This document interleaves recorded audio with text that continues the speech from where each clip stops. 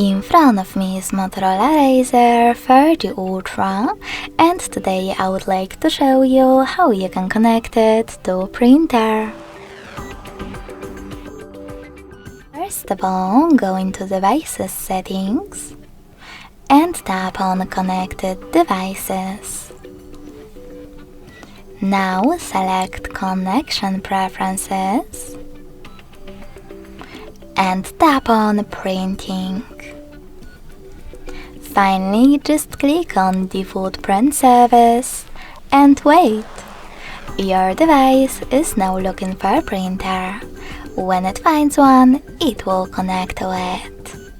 If you want to use different service though, you need to disable this one by tapping on blue sweater next to Use Print Service. Then go back, click on Add Service, and download the best one for you. I will go with HP1. When your new service is ready, tap on the back button twice.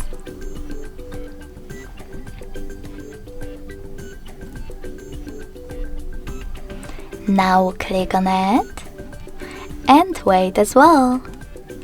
Thanks so much for watching. If you enjoyed this video, don't forget to leave a like, comment and subscribe. Bye!